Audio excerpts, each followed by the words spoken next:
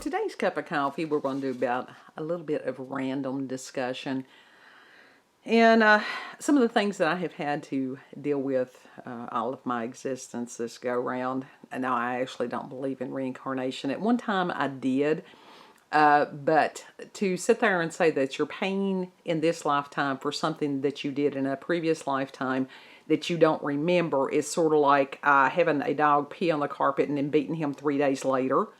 The dog doesn't know why you're beating him. So that's the reason as far as I don't believe in the reincarnation thing anymore, because that would be pointless. But anyhow, when you are different, when you are odd, when you do have different types of gifts, you have a tendency to be ostracized. You're put on the outskirts of town. It's a very difficult life to have unless you are in a larger urban area where you have access to more people that can understand, that are a little more open to different ways of thought, different ways of life. It's been a struggle in these mountains. It really has, but this is where I'm supposed to be, so I do the best that I can with it. One of the hardest things that I have had to deal with are from church people. Now, there's a difference between those who are followers of Christ, who call themselves believers, and those who are church people. Church people have a tendency to be very judgmental, and it's one of those that they have a tendency to be very fearful. And in this area, and I think that this goes across the United States and possibly across the world, you have people that are believing by tradition. They don't know what they believe, why they believe it. They believe it because they were told that they had to believe it. So that's one of those things. Unless you can read Hebrew and Aramaic and Greek and things like that, you're taking somebody else's word as far as the translations. These are the reasons that Dr. Michael Heiser is vital to me. You have other teachers that even though they've passed, you can still go online and listen to their wisdom. Chuck Missler was another one that has been huge. You've got Mark Biltz, that God actually made a way for me to shake that man's hand at one point. These people understand as far as the scriptural basis of belief. They can read it in the actual languages. They can put it in the cultural contexts. They can understand what is allegory and what is not. Because, yeah, they did have allegory back then, folks. I mean, if today, if we say, oh, he hit the roof. Now, did that mean that somebody really hit the roof? No, it did not. So, unless somebody has that type of knowledge and stuff like that, yeah, they're working on what they believe that it says. And that can be dangerous territory. And it can be very hurtful to a lot of people. There's a lot of church people that have pushed people out of the path of God, and I was one of them for a while.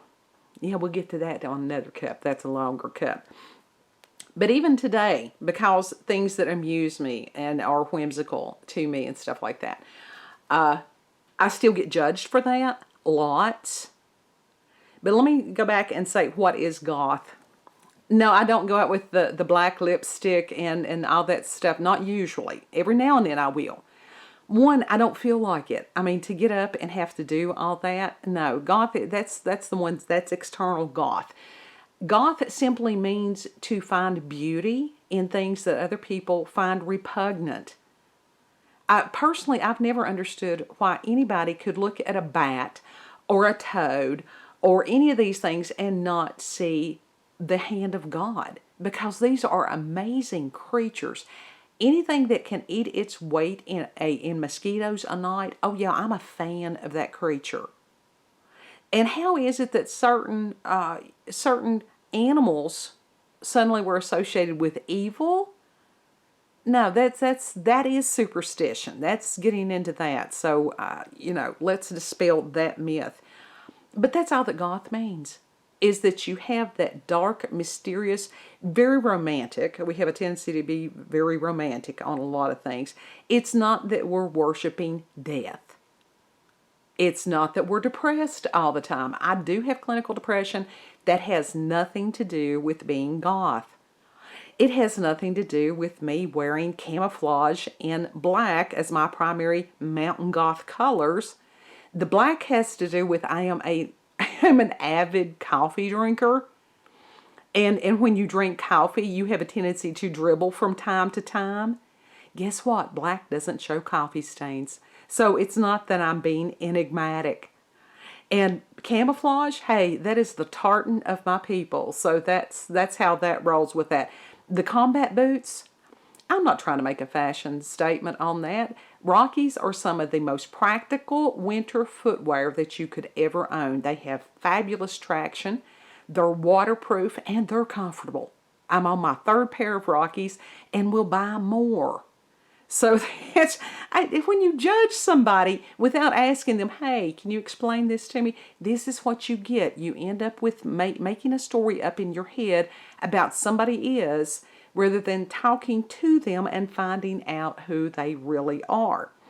Some of the things that I have in my house, and I've had people from time to time comment, not necessarily in a good way, about some of the things like the little sculpture I've got in front of the candle today. All right, there is something that's called memento mori, and this used to be huge as far as the iconography of death and different things like that. It's not worshiping death. It is a matter of a reminder that if God tarries, guess what? That is going to be the fate of us all. That is reality. It's stoicism. And if you go to it and look at the engineering of a skull, see, I see God in that. That is an amazing architectural design. But like I said, it's everyday matters. So that's what that is. It's not anything evil, anything like that. Okay, as far as the occult, those of us that are goth have a tendency to be accused of being into the occult. Occult means hidden. That's it. It's used in medical terminology frequently. It simply means hidden. I'm not out here, summoning spirits and doing these different things. Now, I will have another, at some point, cup of coffee of the time that I did do those things. But I don't do any of those things right now. And it's like, so I'm not doing anything I shouldn't be doing. And yet, occasionally, I will get those who want to kick me just as hard, if not harder, as when I was doing these things. And it's interesting because I have gone, I stopped giving my testimony years ago, because when I would go into some of the churches and I would say, hey, this is what God did for me, this is where he brought me out of, I have literally had people take a step back from me like it was contagious. I have seen some of these church people be more receptive to people that were addicts and prostitutes and different things like that, rather than those that God delivered from the occult, the true occult. Because again, they don't understand and they're afraid. And this is something the church should have more understanding of the supernatural than anybody else. So where's the disconnect on that? Another thing is, as far as, do not discount and discredit children who have supernatural gifts. If it's a gift of prophecy, if it's a gift of sight, words of knowledge, different things like that. I have, especially in this area, now Appalachia has got some wonderful things that I love dearly. This is not one of them.